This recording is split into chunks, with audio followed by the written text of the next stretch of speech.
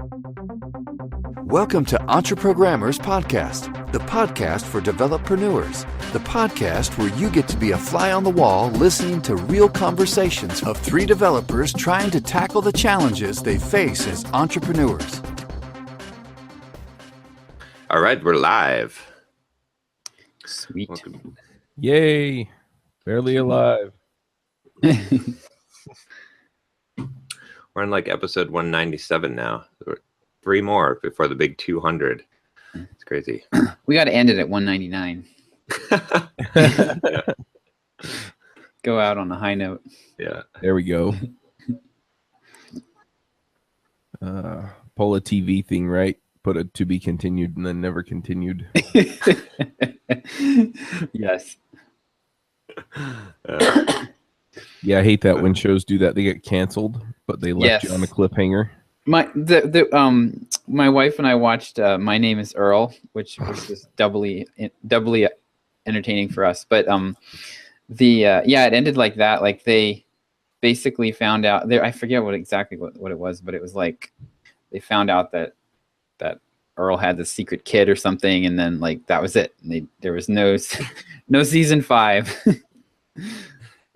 They don't necessarily think this through. Like that's the thing. It's like that was like the last time I watched TV really was Lost, when I was like, last season. I was like, you guys, you didn't know what you were doing. Like they had all these like threads that they had created. And you're like, okay, I can't wait to see how they weave this. Like, why was the bird, like, why was the kid like the magnet, or whatever, there was some kind of like, and it was like, no, we're not going to tell you that, because it was like, it's all the purgatory. Like they just came up with some bullshit answers. So like, I know, putting all these things together. So I know it's remarkable to go back and think about how intricate the deception was. I think what they did was like, what really got me was the way that they would have all this footage. They'd show like the old scenes from multiple angles, right? Like that was, they'd show you another character's perspective on a scene that happened back in season 2 or something, right? Like 3 seasons back. And you're like, man, they have to have had some kind of master plan but it's like, no, they just had like crap footage that they were like, oh, let's just grab that reel and use that. But yeah, I mean, it looked so intricate to me, and I was so angry. But there's such great shows out there that had like a defined story arc. So you have How I Met Your Mother. They knew where they wanted that to go, and they ended it the way they wanted to end it. Yeah. Battlestar Galactica, same thing, right? Yeah. Don't get me started on Battlestar Galactica. That last season was a train wreck. Yeah, it did get a little bit. Anyway, but they ended it on the terms that they wanted to end it on, right? Mm-hmm. They completed the story arc and wrapped up a lot of the hanging threads out there that they had. So on to business.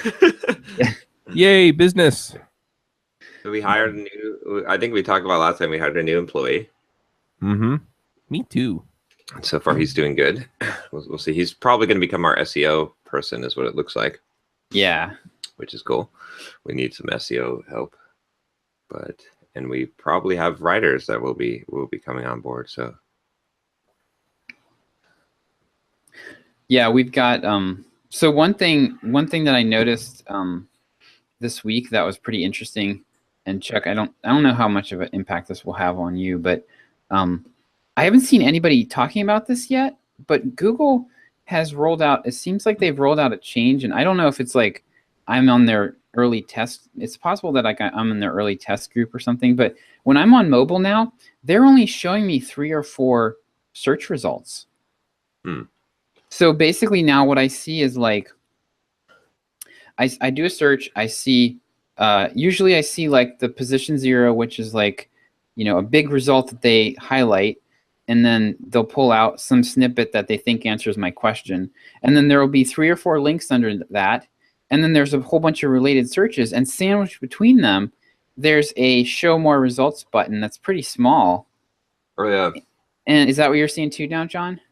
Let me see here. So So basically what they've done is they've effectively on mobile now, if you're not in the top 4 search results, you don't exist.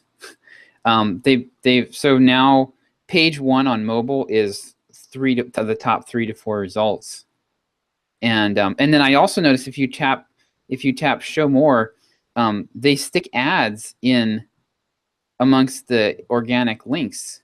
So it seems like they're getting more tricky with their placement of the ads as well, and they're not super clear. Like there's a little tiny green ad thing, but it's really not that clear.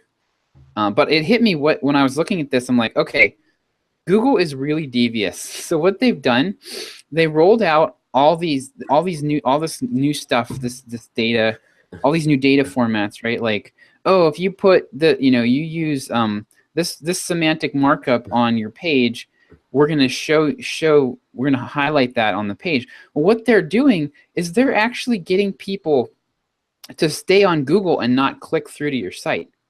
They want people to stay on their, just like every other website. They don't want people to click through to your site. They want people to stay on Google and click Google ads and spend more time on Google. So what they're doing is they're getting people to serve up their very best content and say, here, Google, please show this to make me more prominent. And then people see it and they get their questions answered without ever leaving Google.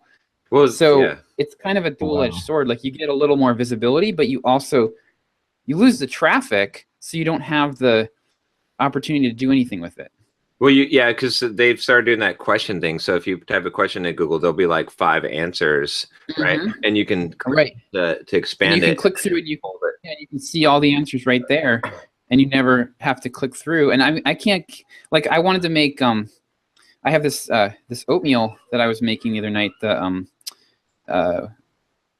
I forget what it's called, the steel cut oats, and it's from this one company, so I wanted to find out their recipe for it. So I Googled Bob's Red Mill oatmeal recipe, and boom, it was one of the questions right there. I unfolded it. I never went to their website. Right. So yeah, very well played, Google. Well played. But you know what? This is the thing. This is like what I was saying about the whole net neutrality thing, which I got my balls. Oh gosh. So pissed off about that. But it's like, I don't give a shit, because if you lower the playing, like everyone has to play in the same sandbox. So when shit like this happens, I actually welcome it, because I know that I'm good at adapting and most people aren't. So it's the anti-fragile strategy, right? I want things to be shaken up, because I want because my competition falls out, because if everyone has to deal with the same problems, right? And it's the same thing, like I was saying with the net neutrality, is it's like, yeah, okay, fine. You start making it harder. Like, the most beautiful thing that that could happen would be if the ISPs, like, said, okay, in order for you to have a YouTube channel, if you want to have your content delivered, you have to pay us. You have to pay $1,000 a month. I'd be like, yes, awesome. This is great. Like all of my competition, like 90% of my competition isn't going to do that, but I'll pay $1,000 a month. You know what I mean? And so they're going to get wiped out, and I'm going to get more. You know what I mean? And so I guess the best way I could describe this was the thinning of the herd. Yeah. So one time I used to play this mud online, right? And there was this one room in the mud, right, that you could pull this chain. Like if you type pull chain, it would do like 200 fire damage to everyone in the room, right?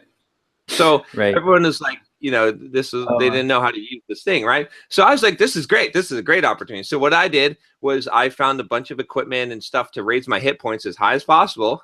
Then I invited everyone to meet me in that room, right? For, a meeting. I was like I got like, 20, 30 people into that room. And you know what I did? Pull chain, pull chain, pull chain, pull chain, pull chain.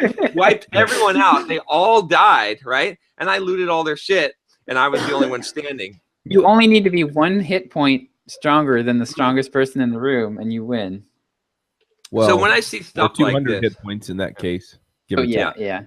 So, I mean, maybe I'm a little bit of a sociopath, but when I see stuff like this, I think of opportunity, because I think most people are going to take the 200 fire damage and die. And so it's like whatever curveball that they throw, like as long as we're willing to adapt to it, that's the thing, is like it's going to shake other people out and make it, make it better for you. So as long as you can take that anti-fragile approach. So yeah, because that's the only way you can look at it. Otherwise, you're like, I mean, it's like trying to hold on to shit that just because it doesn't make sense. Like, it's better to have the mindset of like, okay, let them do crazy shit because we'll just adapt to whatever they do. Like, to say the whole ad apocalypse on YouTube, it was like, okay, so what? If I'm making my money off of ads, then I've got to figure out something. I mean, luckily we weren't making our money off of ads, but in fact, our ad revenue went up. So I don't know. It did go up. We cracked $2,000 for the month for the first time, I think. So well, the other thing is that for me at least is that I tend to work off of like what's the ground level principle on this, right? What is right and what is true. Mm-hmm. And I don't want the government involved in any of these systems that I use. I don't want them involved in my phone. They've been collecting all that data because they just have one little finger through the FCC into the cell phone companies. And they collect all the data off of, where I'm going and what I'm doing and who I'm texting. And they have all that metadata and probably more. They just haven't made that public. They get their finger into some other little pie and they regulate it and then they use it against people. The IRS is another one, right? Theoretically, they're supposed to audit people who look like they owe more in taxes than what they paid and what they filed. But instead, they used it to go and audit conservative groups, back a while ago. And so whenever the government gets power, they have a tendency to abuse it. And so I just don't want them to have any power whatsoever over the internet. Mm-hmm. I mean, the fact that the FCC has decided that they think they can regulate it makes me uncomfortable. The reason the internet became so successful in the first place is because it was a place that the government couldn't or wouldn't control back in the 90s and early 2000s. So anyway, and then people are like, well, so how much are you going to wind up paying to get your content out there? And I'm just like, you know what? Whatever it costs. Yeah. Well, the other thing is that honestly, they can, even if they block my content, they block the podcasts or make them really freaking slow or something. I mean, I can go on Twitter and say, hey, look, Comcast said I have to pay to play. And all of a sudden, people are going to start leaving Comcast if they really want my stuff. Well, wait a minute. But see, this is the argument that people make. They say, but I don't know about you, but I don't have any choices between ISPs in my area. Right? Well, and that's because monopoly. And that's because the state and local governments make it really hard for anybody else. That's a separate problem. That's a separate problem. But if enough people are pissed off, that's the thing. It's like, I don't care if it gets bad, because when things get bad, that's when things change. Because I guarantee you, if Comcast, they're not going to do it. First of all, they know that they've got monopolies. It would be so stupid for them to do that and screw the consumer, because then they're going to, like, when you have a monopoly, it's the same thing like I said about billionaires. You know why billionaires are all Democrats? Because they don't want people to fuck them up. Because if you're a billionaire, you're like, oh, hey, I'm cool. I'm good for the rest of my life. Like, I don't want to, like, let's take the ladder and let's knock it down, because I don't need the ladder anymore. We'll just knock it down, right? I don't want anyone else climbing up here and messing with me. So we'll knock the ladder down. Oh, let them eat cake? Let them eat cake. Fine. Great. Let's give them whatever they want, so that they don't come with pitchforks and take from me. Like, the only thing you're afraid of as a billionaire is that as a revolution, right? And historically, this is what happened: is people that have wealth, right? Look at France. Look at all the revolutions that happened throughout Europe. It was like, hey, aristocrats, right? These guys had all the money, and then people came with pitchforks, put them on the guillotine, hung them, killed them, right, and took all their shit. So if you're a billionaire, that's what you're doing. And so it's the same thing. I just went way off track, but what I'm saying is, that's what, if you're an ISP with a monopoly, you're in the same position. You're not gonna rock the boat. You're not gonna you're in a sweet spot. You're charging way more than the market price for internet access. You want to keep people people are disgruntled with Comcast and Verizon and all this shit, but they're not disgruntled to the point that they got the pitchforks out. So I don't think that's gonna happen. And if they do, if there's enough pain, then people will come up with other solutions. Then something like, innovation will happen. You can't stop innovation, right? I mean, this is the thing. It's like we're just like, when you try and prevent pain artificially, it's the same thing as the Federal Reserve. It's a stupid idea, because when you try to control monetary policy to prevent people from feeling the pain that they need to feel, you just make it worse later on. Like, and you prevent innovation from happening. Like, you have to let things that are not sustainable crumble. And if you don't, then you feel it. You just extend the pain, and that's what's happened with this whole thing at this point. And so, leprosy is a disease that causes you to lose the sensation of feeling. You can't feel pain anymore. And that's why they didn't realize that for a long time, but that's actually why people start to get all disfigured and lose limbs and lose fingers and stuff. It's because they're not getting that pain feedback.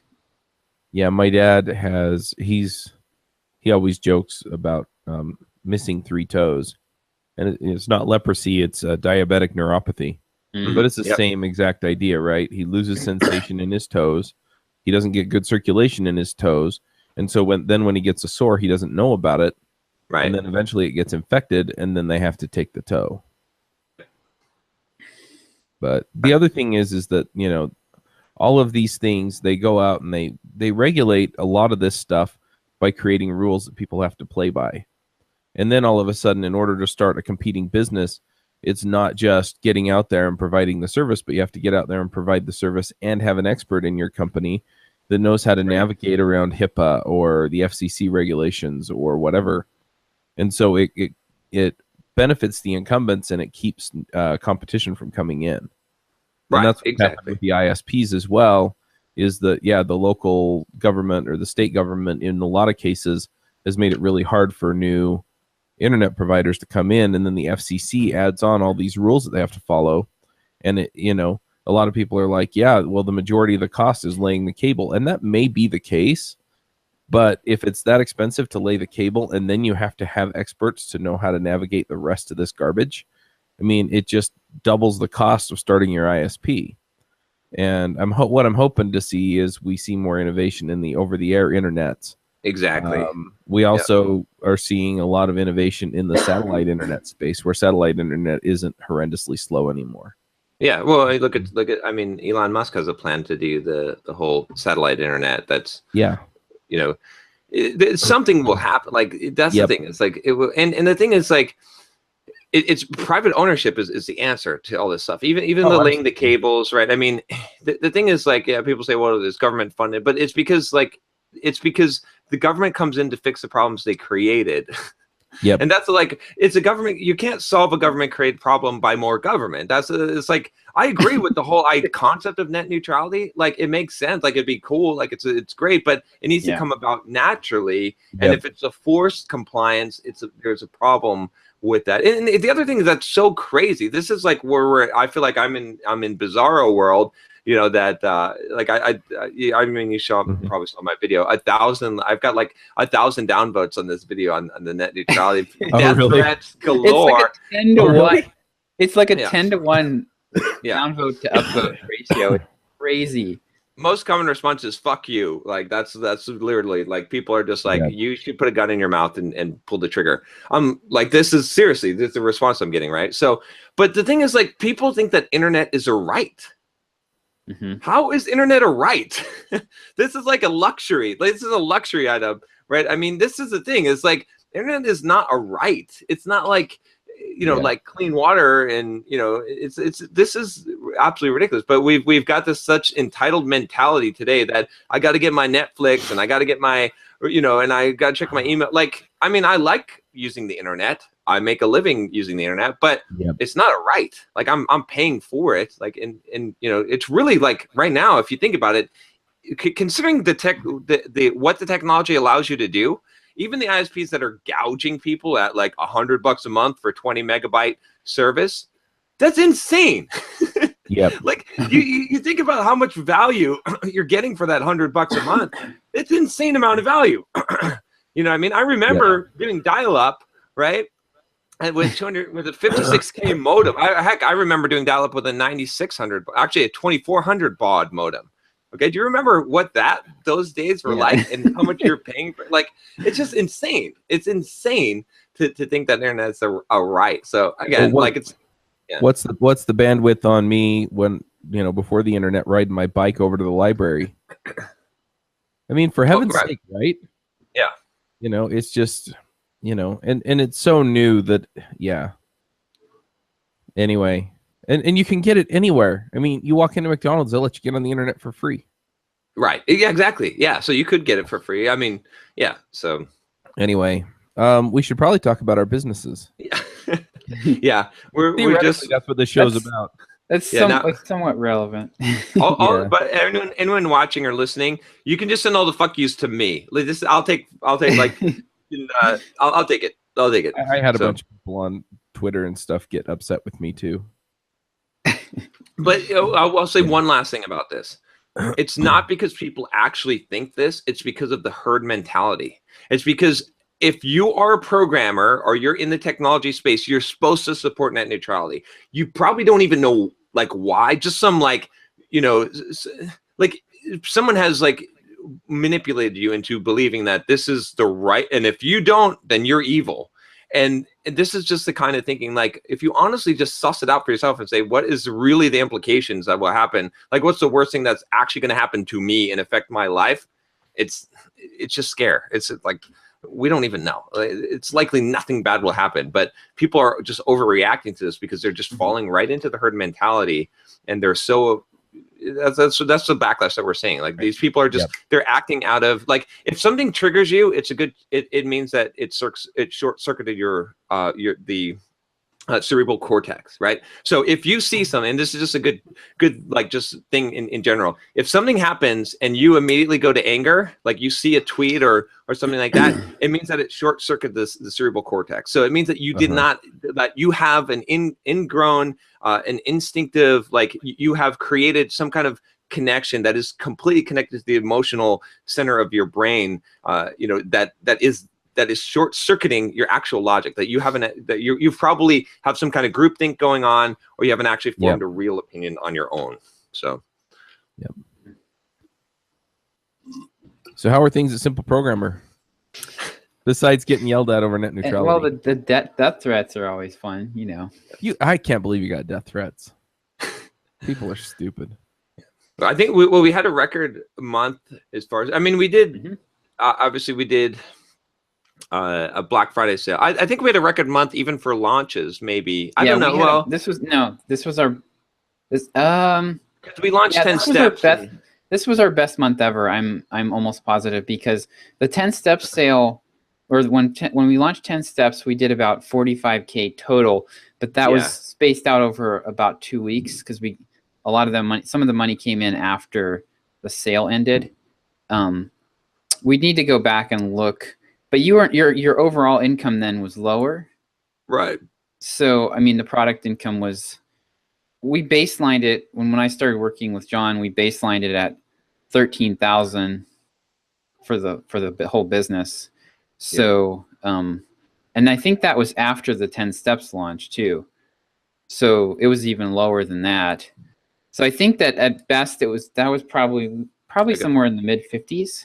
Yeah, but we hit November was 63K month for us revenue. So, but then that's not even capturing the whole. So that's true. We did the plural site. We did the plural site promotion last month. So then that generated 30,000 in commissions, but we won't get the money till this month, but we earned it last month. So if you throw that in there, we were right around 93, 94K.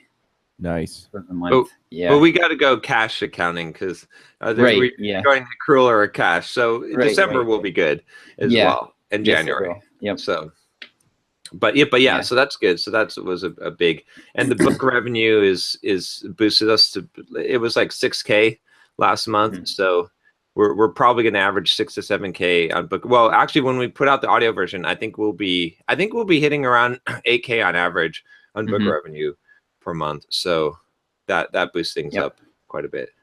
Nice. So. Yeah, the book, oh my gosh, the book was it's cool because we're finally I've been talking to Lisa about this and explaining like, okay, like, yes, we did all this work for the entire first half of the year. We saw nothing, right? Like our revenue was basically flat because it was all book, and then none of that money even came in for 3 months or so after we did the book launch. So then, starting in September, we finally were starting to see that money coming in and all the fruits of all that work that we did. It was like super deferred gratification. Nice. Very cool. But yeah, so I'm gonna get a Christmas bonus for the first time in my life. I was telling John, every time I've done every job I've ever had, I always came in the year after they stopped doing the Christmas bonuses. Yeah. So like the one like one of my jobs, like they went from doing like a several $1,000 Christmas bonus to the developers to like they'd give you like a gift certificate for a ham. It was like, oh, it's kind of a bummer. Yeah. So yeah, this will be my first ever. I started reading the book Profit First. I think Chuck, you had read this, right? So good. Yep. And it was kind of funny. I mean, I'm listening to the audio version. I probably should get the print version. But I was like, oh, I felt so good like listening to the book because I was like, we're awesome because we're doing this. Like nice. we basically started our business with the profit first mindset, right? I mean, because we've been paying ourselves for from the very beginning, like, and so it was kind of interesting to hear these stories of these people that were making huge revenue numbers and were scraping, not paying themselves and not taking any profit. And so it's like, oh, we're doing it right. So I don't know if there's much that we're gonna that I'm gonna learn from the book, except that like a reinforcement of, because sometimes I did have the doubts, like maybe we should be spending more money, to grow revenue. And now this confirms it. No, I mean, like, yeah, you need to spend but wise investments, right? Where we actually think it will. So we've been running a pretty good account. In fact, I think our system, I mean, I'm biased, but I actually think that the way that we're doing our accounting is better than the profit first suggestion, because the profit first suggestion is one for people that need to have some safety rails, right? Because they if you need to cut up your credit card, it's kind of like that for me. But if you're already we make all our business decisions based on, if we invest this money, will it return us a higher return? So we've been we never had the mindset of simple programmer of what a lot of entrepreneurs have, which is grow revenue and take profits later. Ours has always been like, if we do something, if we hire someone, if we invest money somewhere, will we get more than what we invest back? And every expense kind of is weighed against the return. At least that's how we think about most of our things. And then also I love it made me think about like the principle that I always talk about, simple programmer, of like we'd rather have automation and 50% less revenue. Because that goes right in line with profit first, because that means that the maintenance on that, that the expense will be lower on that. So it's a good book for sure. Like I'm not knocking the book, but it was kind of like, oh, hey, this is cool. It's like more of a validation. One thing that I would like to do would be to come up with a percentage of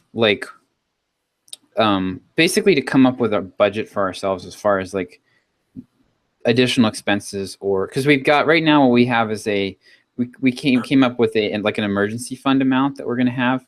We've got like a baseline emergency fund that is going to be like 10%. What is it? 10% of our annual revenue is what we're targeting, something like that, just to give us, so we're not ever worried about like meeting payroll for the next month. Yeah. So we've always got that cushion in there. But I'd kind of like to have like a guideline that we look at, like as far as additional investments as a percentage. So we're not, I don't know. I would just like to have that conversation at some point. We're running pretty low on our overall expenses right now, so it's not really a big deal. Our revenue's so far beyond what we're spending, so. Yeah, I mean, I think one of the things to question or to think about too is like, at some point you do have to weigh like, where can you put money that will actually increase your revenue and profit? And that's where it's like, I think if we have enough money left over, that we should look at like a lot of times. maybe we hire a Facebook ad person or something. That's what I'm thinking. Yeah, like it's like, okay, so if we have, you know, just to make up numbers, if we had like $30,000 a month coming in that was extra, we don't want to just go like and go, well, we should invest all this. Right, exactly, right? yeah. But it would be smart to have a percentage that we're looking like, okay, we should be looking to spend more money within this range. Yep. You know what I mean? Yeah. Yeah, and that's the key. And that's the thing is, like, I was just talking to someone too, and I was like the ultimate hack for business growth is hiring people. Like, if you can do it right, because then the business grows without your work. Like, if you have right people, and I think we're sort of like, I feel like we're kind of going to hit that momentum point with the new hire, with Mitch coming on the team. And then if we get the writer, and the writer becomes a full-time person who's constantly pumping this out and being responsible for the whole launch of the book and everything, then I feel like we could get to the point where like these things are able to grow on their own, and the revenue is able to grow. Right. And, you know, and if you really get to the point where if you have someone, I think the biggest like turning point is probably where you hire the person that has the ability to hire people. Right, because then they're actually growing the company, right? Not just the revenue, but they're growing the company itself. And that's, so when you get to that point as a business owner, that's a really cool point, because then it's like, you know, you have like a sustainable growth that doesn't require you to be, you know, cranking. I mean, that's basically hiring a president, right? It doesn't necessarily have to be. I mean, the CEO. It doesn't necessarily have to be that level of position. It could just be someone who has a department that they are growing, you know, growing revenue wise. Right. Yeah. So you give them an area of responsibility and essentially a budget to hire people. Mm-hmm. Yeah. So like, and that's kind of happened a little bit with Rodrigo, right? Because Rodrigo has Caesar, and I have been, and you've done the same. We've basically not given Caesar any instruction. I've never talked to him. I just told him he's doing a good job, right? That's the only thing. Like, and he's kind of like, he's basically Rodrigo's report, right? I mean, Rodrigo manages them, and you know, I've told Rodrigo, like, you know, get the blog post thing, like let's expand his responsibilities a little bit, but Rodrigo's kind of managing him. So that's like that's a good thing, because now we have a person who doesn't take an additional management toll on us in order to get the benefit out of it. So yeah, but yeah, I think that's so. We're going to try and launch the audiobook next week, but Amazon. That is looking unlikely. so we sent an email yesterday, or was it? Yeah, it was Wednesday. We sent this email out saying, "Hey," and in passing we mentioned, "Hey, it was a save the date type email, because John's going to do one of his live video streams on YouTube, and every time we do one of these, the people complain, oh, I wish I'd known about this ahead of time." So we sent an email saying, "Hey, next week we're going to do this." And we're going to be celebrating the launch of the audiobook. Well, well, Audible has a different idea about that. They want 10 to 14 days to review the book before 10 to 14 business days. And we had no idea. Yeah, we figured it would be like Kindle, where you put it live and it's live within a few hours. I mean, they say 72 hours with Kindle, but it's basically like less than 24 once you hit the publish button. But I think with Audible, they actually do. They must at least spot check it manually, because it's audio, right? There's not really any other way, I guess. So, yeah. So that's going to be fun. We'll.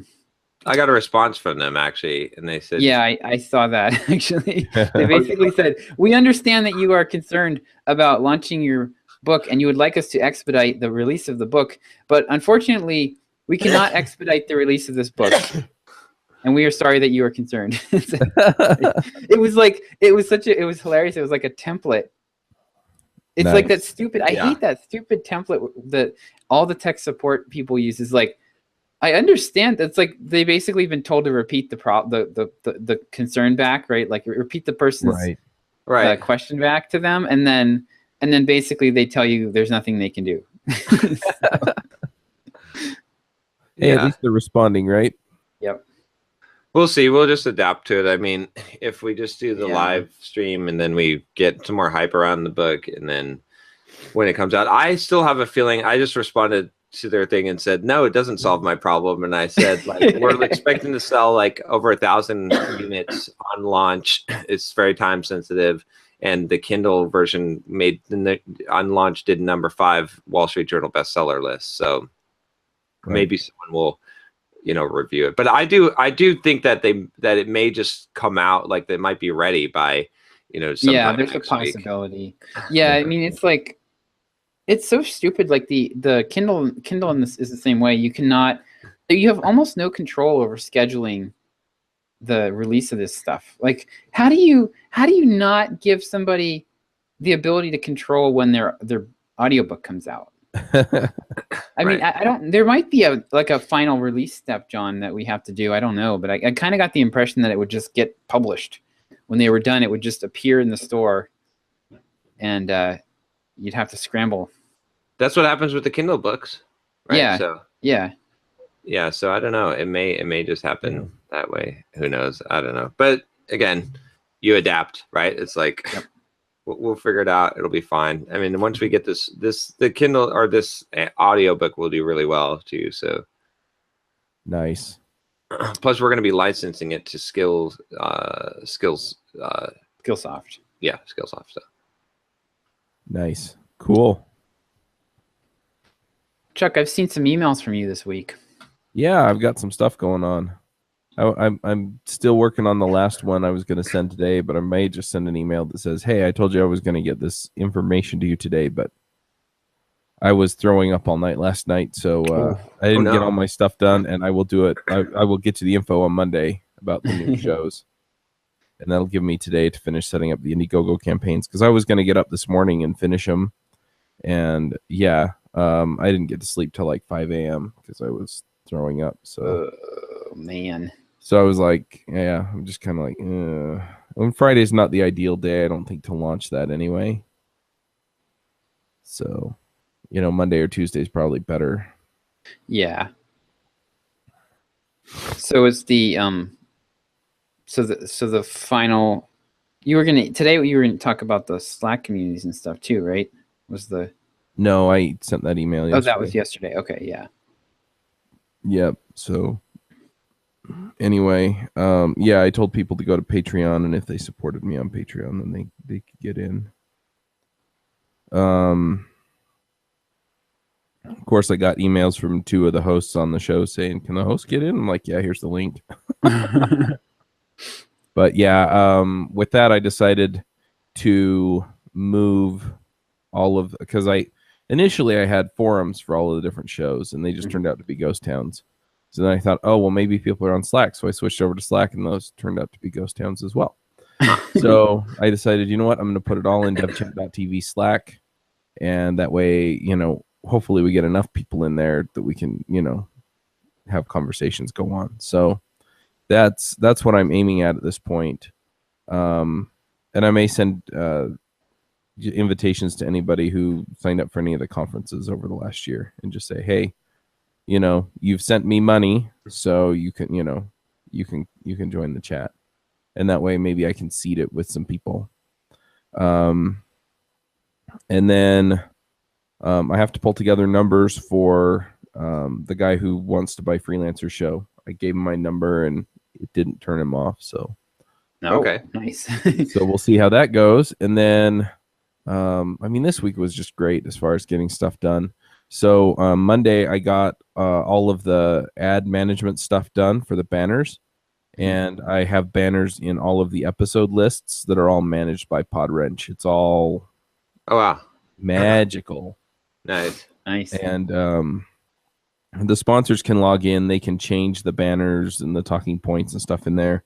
And then if they change it, it just automatically gets, done on the devchat.tv side. And if they buy any ad placements, it shows up in a list for them, and then they can actually assign the banner and stuff to that. So it's one unit. It's a creative that has talking points and banners, and an audio if I upload one, but I haven't done that on any of them yet.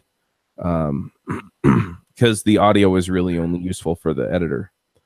But yeah, then the idea is that, yeah, it all just gets updated there. So they can fully manage their stuff except for ad reads on the podcasts.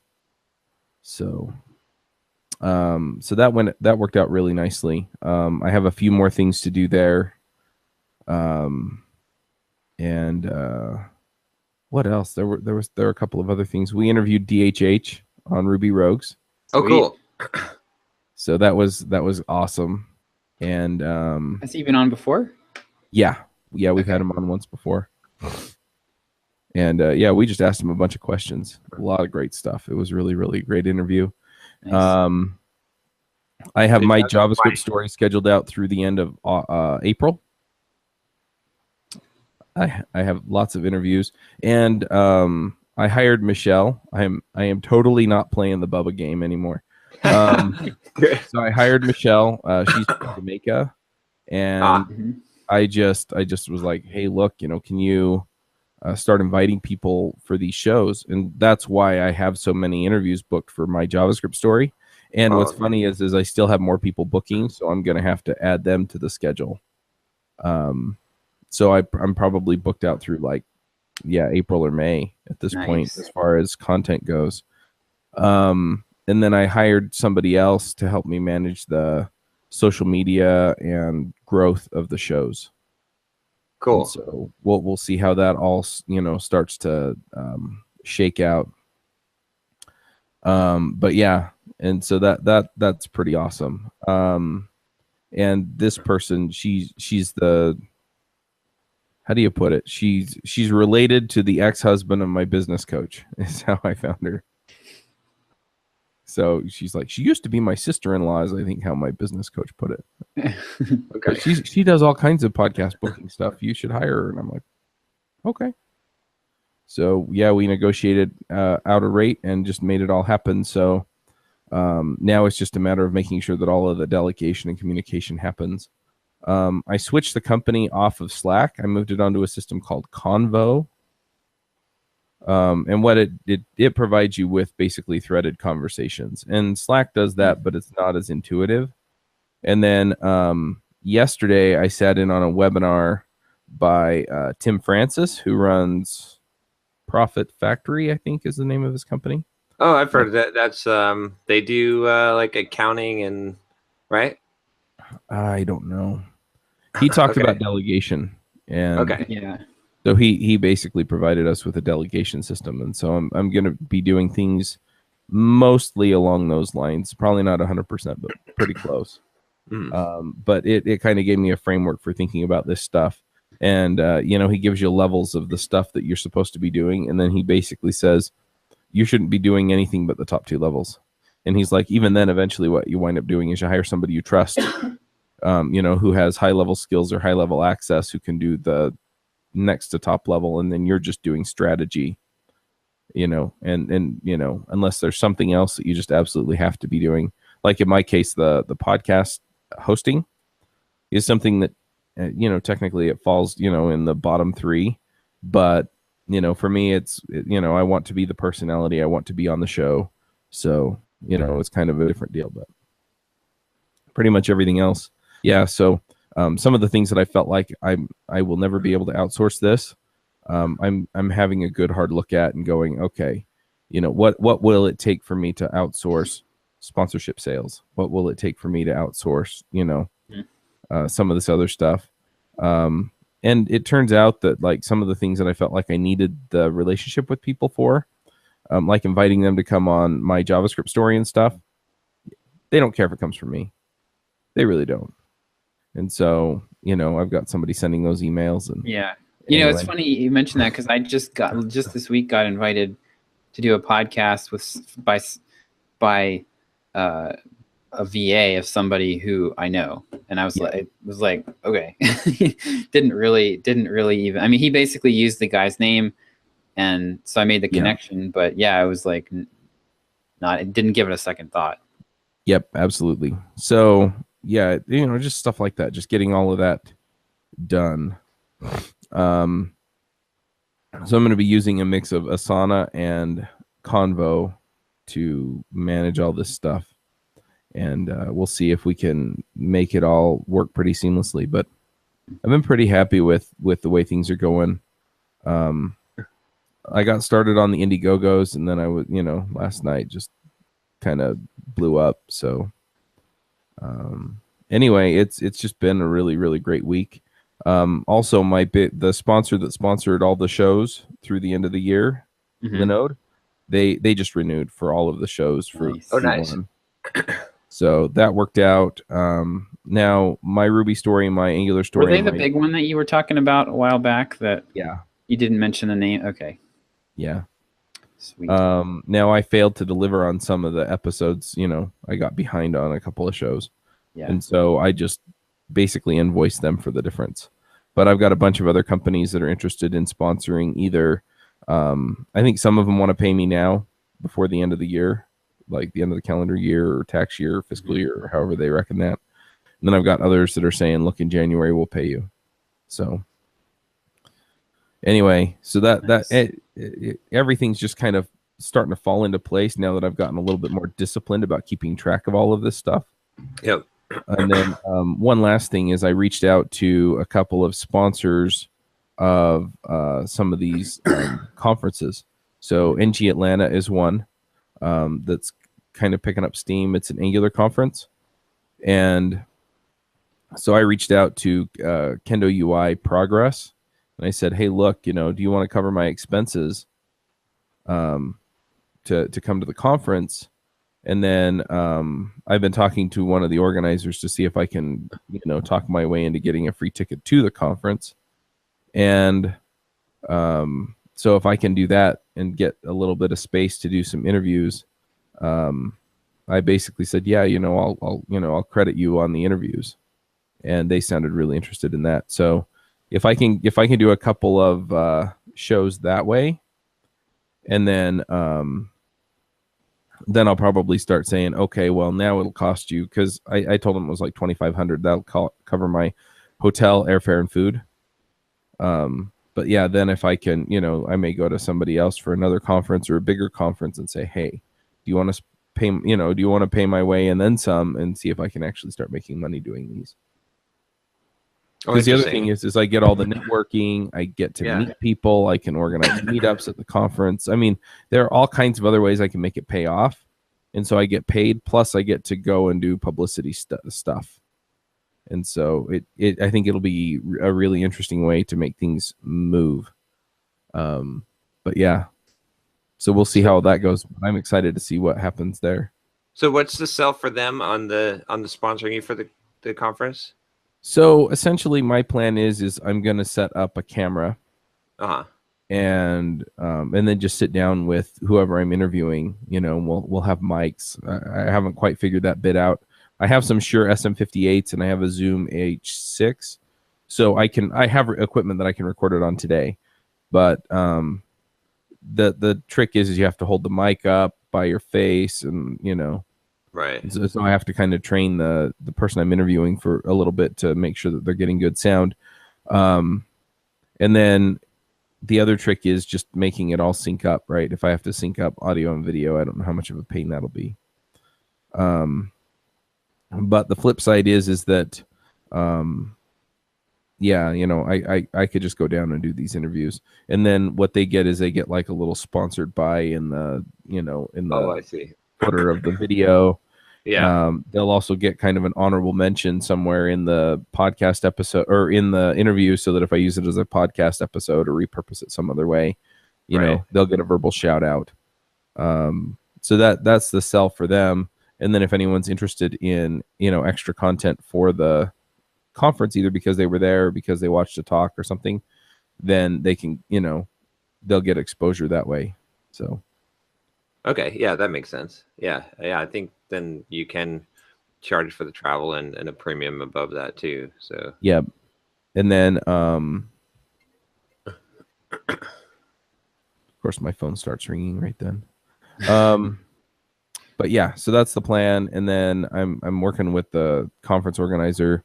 He's actually going to be on the show in 2 weeks.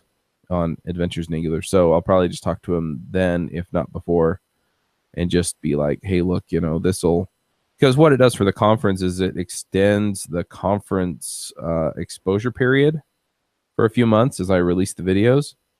And so that works out for them, right? It raises awareness for a little bit longer. And then next year, people are like, oh, that was the conference that Chuck was at talking to all these cool people. So anyway, so that's kind of the idea there. Nice. And then I'm also lining people up to talk to at CES. But when is CES? Nice. CES is January 7th through 13th. Oh, okay. Okay. Yeah, I have a calendar right up here. It's like a 6 foot by 3 foot wall calendar for the whole year next year. Oh, nice. So I've got that up there. There's another conference in Oakland called Developer Week.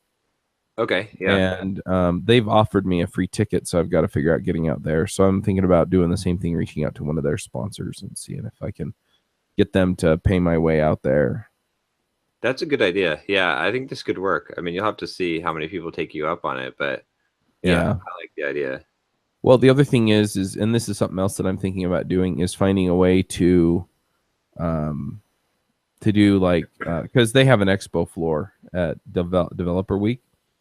And so just set up like, have a camera and just stand it up and then just do video interviews. Yeah. Right on the expo floor. Oh, hey, you're a company, you do this. We represent developers. What do you do that's interesting to developers?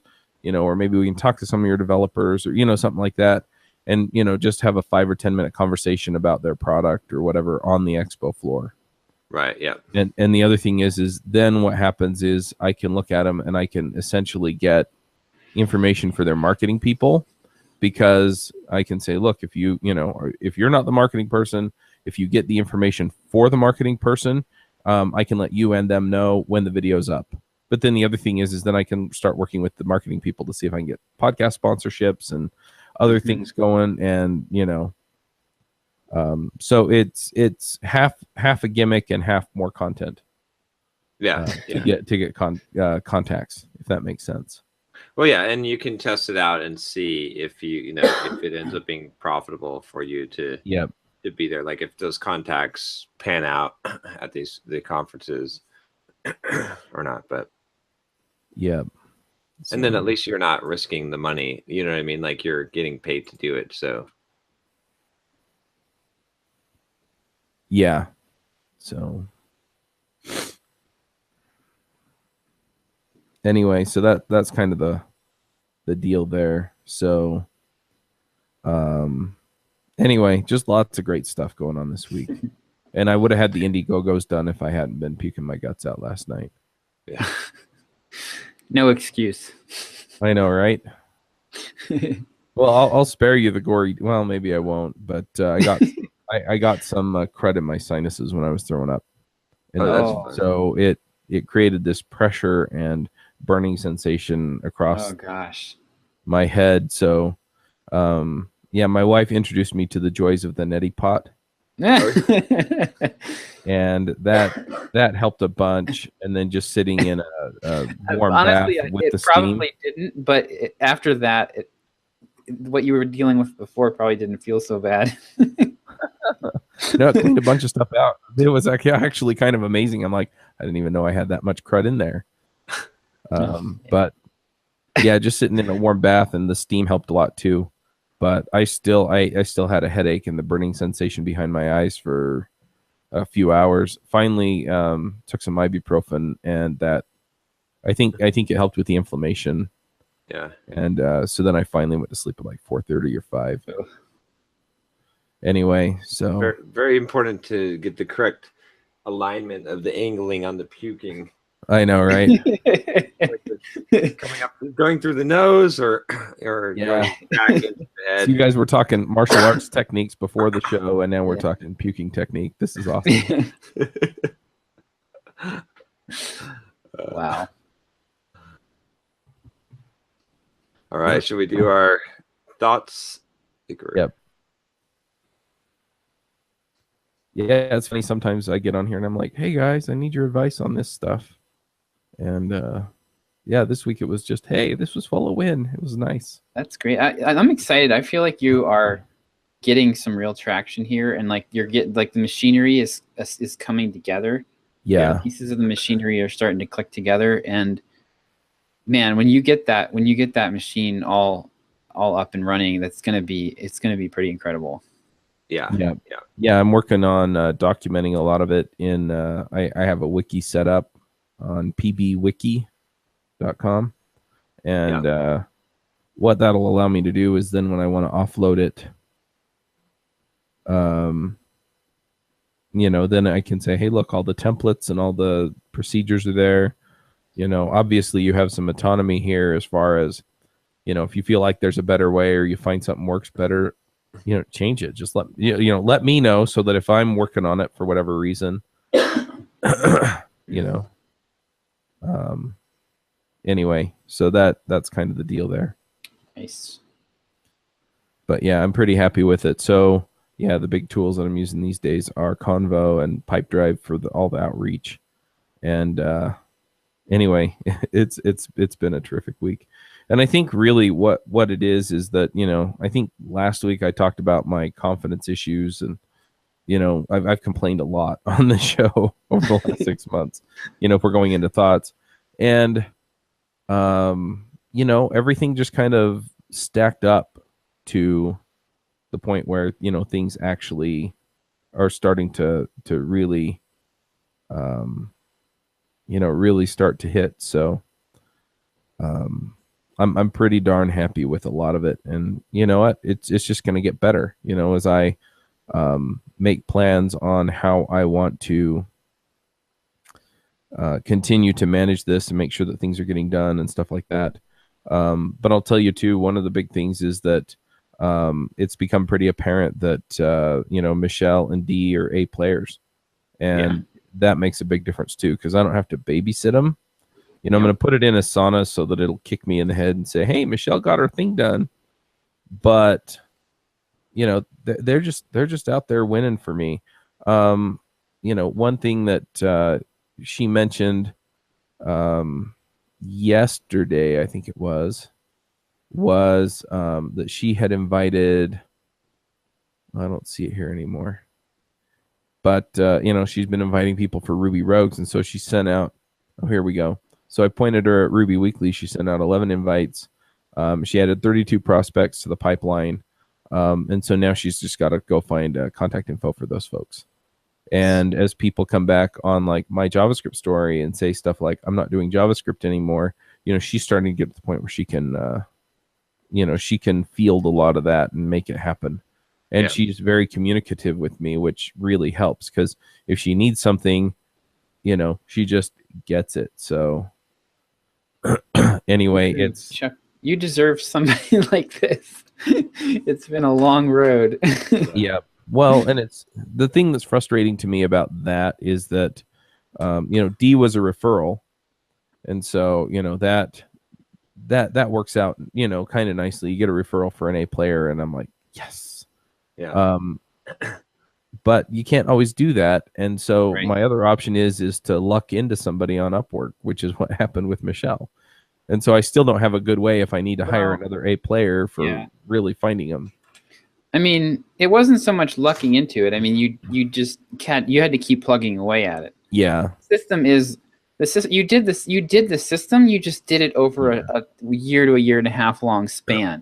Yeah. So it took a long time. But I mean, we just went through this whole thing with the writers, and we went through 70 plus people to find one really good person, and ended up being the person was from our audience. So that's another thing to keep in mind, is that as your audience grows, you'll have more possible resources in the audience too. Yeah. And then I think another just piece of it was like Shandy. I think she would be a terrific employee for somebody else, right? Mm-hmm. I think there were just parts of her personality and parts of my personality that synced up properly to give us a real blind spot in some of these areas. Yep. And that's just like, I mean, you just have to like, what the standard is, right? You know what I mean? Like, yes. And that's the thing is like they have to be that caliber. And sometimes you can test people out for a while and see, but if it's not like, this person's awesome, I'm excited to have them, then you just have to get rid of it. I mean, a lot of people will say, well, they're okay, but they have to be awesome. It's like once you taste it, like once you have, like for me, the benchmark is, Rodrigo and Aaron. Like I've worked now. I know what it's like to have somebody of that caliber, and so it's just not acceptable to have somebody on the team that's not like that. Yeah. Yeah. So I mean, it's just and then once you get them, then good, But it'll just be that process of doing it. And like Josh said, with the writers, we went, but it was apparent when we found the the right, and we're still not 100% sure. We're still testing, right? But it's pretty. We're looking at it and saying, this is most likely. This is what it takes to actually be a stellar. Like, when you're like, okay, this person blows away everyone else. But there's a lot of them out there. This is a large world, so it's not like you found the only one, right? I mean, there's hundreds more. So you just have to be picky enough, right? And that's also why I like that whole the favoring automation is because I want people that don't have to be managed, that take the initiative, that do, and those are the people that, if you build your team around that, then that's the best way, I think. So. Yep. But yeah, so I mean, we've talked a lot about a lot of the banging my head against the wall, and I guess my thought really is that, I kept reaching up and, kind of grabbing the next ledge and pulling myself up, and it hurt. The rocks cut into my hands figuratively. My muscles got sore figuratively. I got a little bit burned out, or a lot of it burned out figuratively. I had things come up that took up my time, and I got stuck on the ledge for a little while. Yeah. But, now I feel like I'm coming out on top of the mountain, and, that's just huge for me is, oh, okay. We can have some win, and it feels good, but sometimes it takes 6 months or so of a hard slog.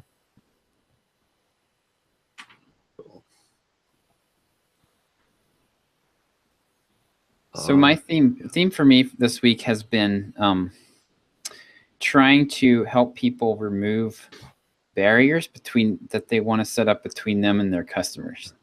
So I've had a bunch of people email conversations and stuff back and forth with people who are like, I have this one guy and he's got the sales funnel that's almost working. He's getting tons of opt-ins, and he's he emailed me and he's like, all right, well, I'm thinking about creating an offer like this, and it's he can't seem to quite make that jump from email opt-in to conversion at that last step. And he's telling me about all these different offers he wants to try and everything. I'm like, whoa, why don't you just he does consulting.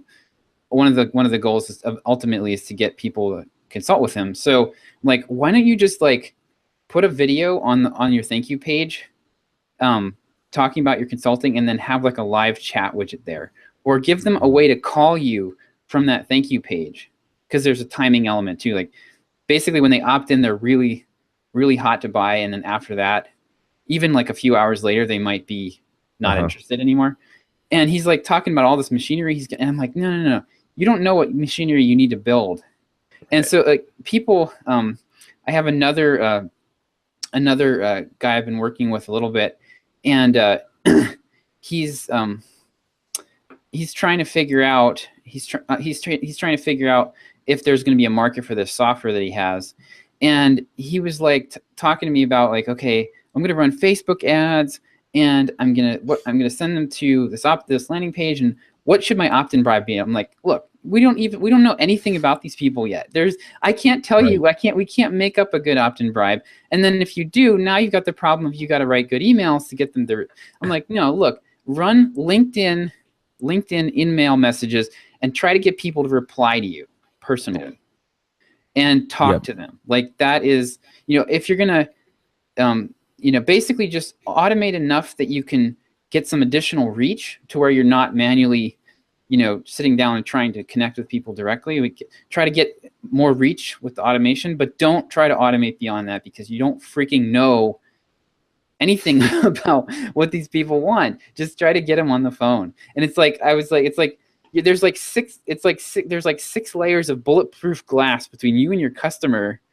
And you're saying, do you want this? And they're shaking their head back and forth, and you're going, oh, I guess and all they're saying is, I can't hear you.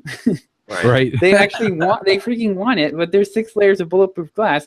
So, let's get rid of some of those layers and try to get, make it as frictionless as possible to get you. I told the one guy, I said, if I could wave a magic wand, I'd have them go, like, they find your webpage, they read it, they click a button, and you magically appear next to them in the room and start talking to them, right? That would be perfect. Yeah. So get as close to that as you can.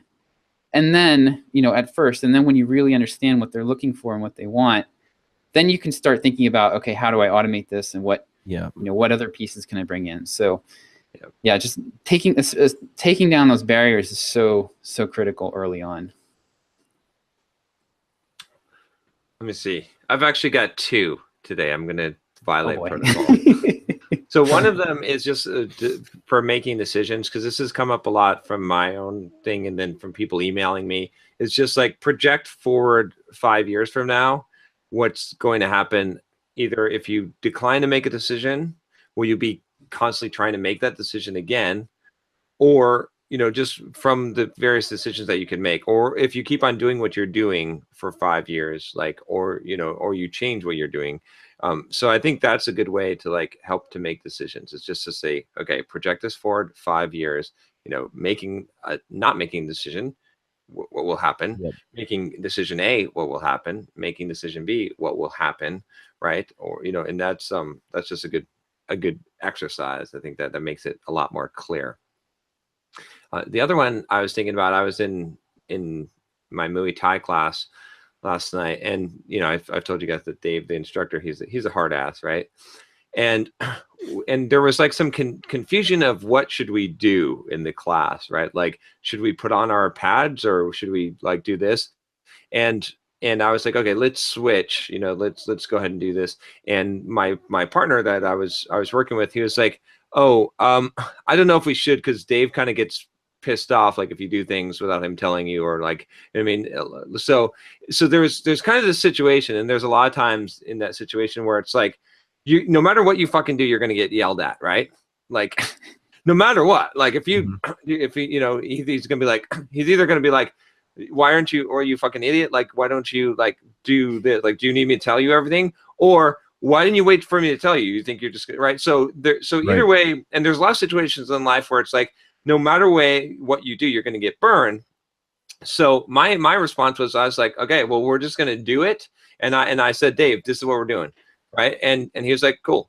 Right. So it was he could have come back with a response. It didn't matter what his response was. My point was that if you're in a situation, and a lot of times you are in life, where whatever you do, you feel like you're going to get burned, you might as well get burned taking a smart, decisive action than one doing nothing. So if I'm given that choice in that situation, I'm going to do what I think is best, because I know I'm going to get a fucking slap anyway. So I might as well do what I think is best and get the slap, rather than sitting back on my ass because I'm afraid that I'm going to get the slap. You see what I'm saying? It's just do, and so I think that's just in general, just something you can apply is when you're in that, because you don't always know the answer, and it just feels like whatever you choose is going to be a painful situation. But doing nothing is almost always the worst. At least if you're going to get kicked in the nuts, get kicked in the nuts for doing something, not for doing nothing, because that's way more beneficial. Nice. Yep. When you're in the middle of the highway and the semi truck is bearing down, it's better to jump into the other lane rather than sit there while the truck runs you over. Yeah, one of them is guaranteed. If you're just hoping that it'll pass, miss you, that's a bad strategy. I'd rather die trying than to try dying. There we go. Nice. All right, guys. All right, see you next week. Yeah.